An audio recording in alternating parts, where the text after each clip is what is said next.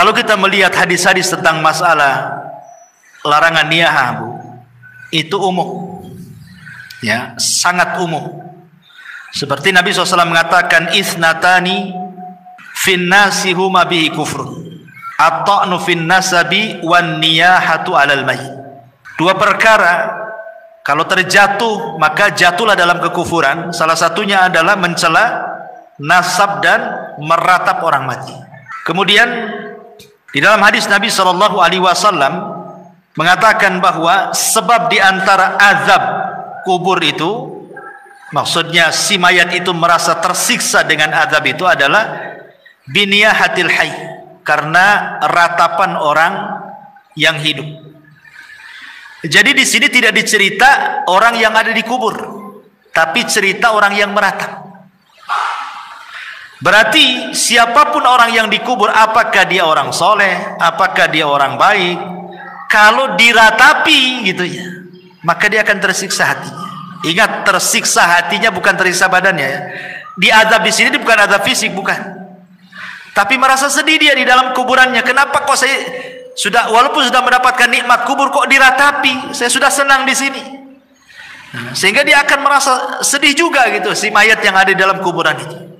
Makanya dilarang. Kenapa kemudian Nabi menganggap niyahah itu sebagai dosa besar? Karena menyiksa hatinya orang yang sudah meninggal, walaupun dia orang baik. Ya, walaupun dia orang baik, ibunya soleh, bapaknya ibunya soleha, bapaknya soleh, kemudian meninggal, anaknya pula toleh gitu ya, nggak jelas gitu, akhirnya meratap, maka akan tersiksa itu ibu bapaknya. Maksudnya tersiksa batinnya, sekali lagi ya, bukan jiwanya, bukan badannya disiksa, dan maksudnya batinnya tersiksa. Ya, jadi tidak ada ketenangan jadinya. Dia sudah tenang masih juga diganggu. Itu maksudnya. Kalau dia mendapatkan nikmat kubur kemudian kita doakan, kita kirim, maka itu sebagai syafaat. Akan diangkat lagi derajatnya. Makanya ada seorang ibu, dijelaskan dalam sebuah hadis itu, dia tidak banyak beramal, tiba-tiba diangkat derajatnya. Kemudian dia mengatakan, ya Rabb, aku kan tidak banyak beramal, kenapa kau angkat derajatku? Apa kata Allah? Bistighfari waladaki, karena istighfar anakmu kepadamu, diangkat derajat. Kalau dia orang baik, makin diangkat derajatnya dengan pengaruh doa-doa anak-anak yang soleh semasa hidupnya. Maksudnya begitu. Kalau dia orang baik, kemudian anak-anaknya tidak baik, itu kan disebabkan karena apa dulu ya kan?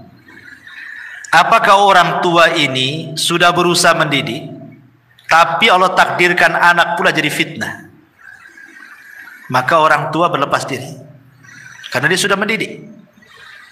Pamannya dari kecil ibu sudah berusaha nyekolahkan di tempat yang baik, di pesantren, bawa guru ngaji, di rumahnya pun luar biasa.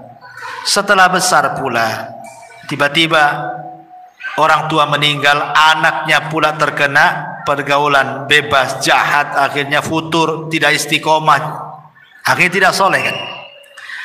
Maka orang tua ini tidak ada hubung kait dengan anaknya.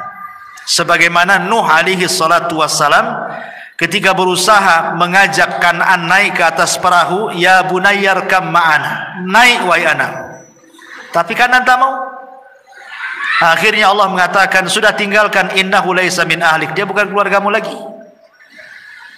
Jadi kalau orang tua sudah berusaha mengarahkan, tapi anak pula yang berbelok, itu orang tua tidak bisa disalahkan. Artinya tidak akan menanggung dosa anak. Ya. Tapi kalau orang tua soleh sendiri membiarkan anaknya gitu ya, maka dia akan kena dosa anaknya, karena dia tidak bertanggung jawab. Dia akan terpengaruh di situ, dan dia pun pasti akan mendapatkan hal-hal dalam kuburan kan, karena itu kan termasuk dosa. Orang tua membiarkan anaknya tidak bertanggung jawab kan dosa. Iya jelas. Karena dia berbuat dosa lah kan gitu. Di dunianya berbuat dosa. Orang tua membiarkan anak kan dosa.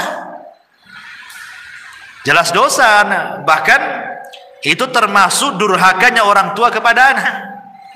Seperti yang dulu pernah saya ceritakan, ada anak dilaporkan sama orang tuanya ke Amirul Mukminin Umar bin Khattab karena jahat.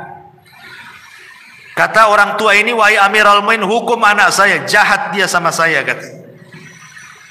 Akhirnya Amirul Mukminin lihat dohir kasusnya, hampir mau menghukum anak itu.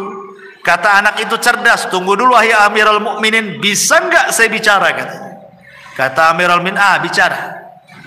Anak ini mengkiaskan, Amirul Mukminin saya nggak bercerita, kata. Ada orang membeli seorang budak wanita, kemudian digauli budak wanita itu.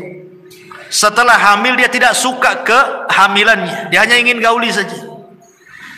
Lahirlah kemudian dari budak itu anak laki-laki. Karena tidak suka dari awal, tidak punya keinginan punya anak dari budak, akhirnya dibiarkanlah anak itu sampai besar, akhirnya jahat. Kira-kira wahai Amirul Mukminin yang disalahkan bapaknya, tuannya, atau anaknya kalau itu jahat? Kata Amirul Mukminin, ya bapaknya lah salah. Kata anak itu kisah itu saya ini, kata. Maka Amirul Mukminin mengatakan, tutup kasusnya. Sebelum anakmu durhaka kepadamu, engkau sudah durhaka kepada anak. Kan itu ceritanya.